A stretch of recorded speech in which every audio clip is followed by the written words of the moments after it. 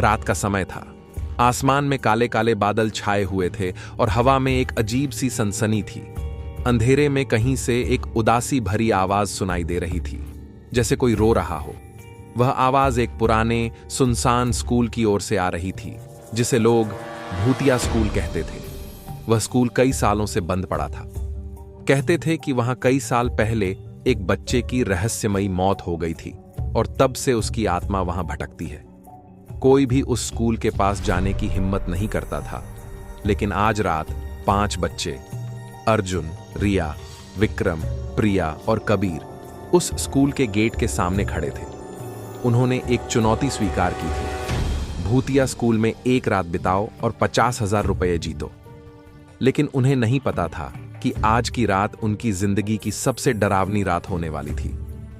सब कुछ एक सोशल मीडिया चैलेंज से शुरू हुआ। शहर के एक अमीर व्यापारी ने यह चुनौती रखी थी कि जो भी भूतिया स्कूल में पूरी रात बिता लेगा, उसे 50,000 रुपये इनाम मिलेंगे। कई लोगों ने कोशिश की थी, लेकिन कोई भी पूरी रात नहीं रुका। कुछ तो बीच रात में ही डर कर भाग आए और कुछ का तो पता ही नहीं चला। अर्जुन और उसके दोस्तों को पैसों की जरूरत थी। उन्होंने सोचा, क्या ही बुराई है, बस एक रात की बात है। लेकिन जैसे ही वे स्कूल के गेट के पास पहुंचे, उनके पैरों तले जमीन खिसक गई। स्कूल का मुख्य द्वार जंग लगा हुआ था और उस पर लिखा था, अंदर आने वाले की मौत निश्चित है। प्रिया ने डरते हुए कहा, चलो यार, यहां से चलते हैं, मुझे अच्छा नहीं लग रहा। लेकिन विक्रम हंसा, डर गई, मैं तो अंदर जा रहा हूं। उसने गेट को धक्का दिया और वह चरमराता हुआ खुल गया। अंदर घुप अंधेरा था, सिर्फ चांद की हल्की रोशनी से ही कुछ दिख रहा था। जैसे ही वे अंदर घुसे, पीछे का गेट अपने आप बंद हो गया। क्या? रिया चिल्लाई। कबीर ने गेट को खोलने की कोशिश की, लेकिन वह हिला तक नहीं। हम फंस गए हैं।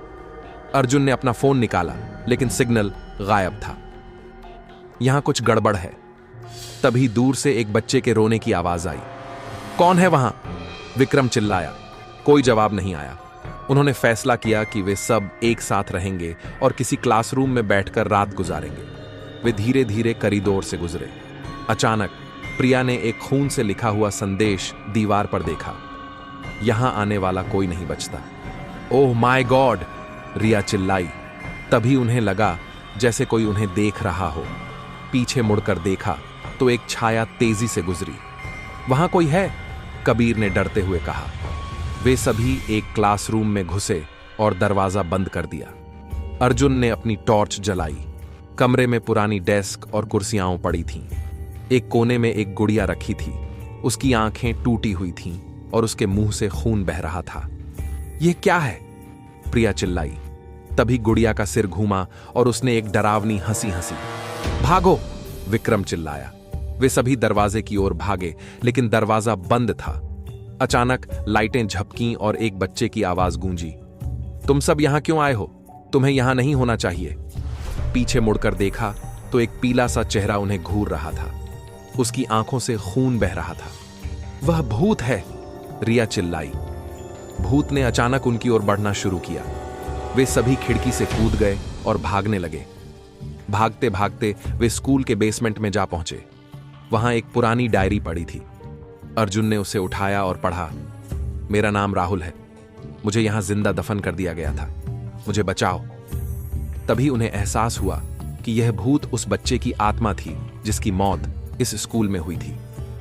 अचानक सारे दरवाजे और खिड़कियां बंद हो गई। भूत उनके सामने प्रकट हुआ और बोला, तुम मेरी मदद करोगे?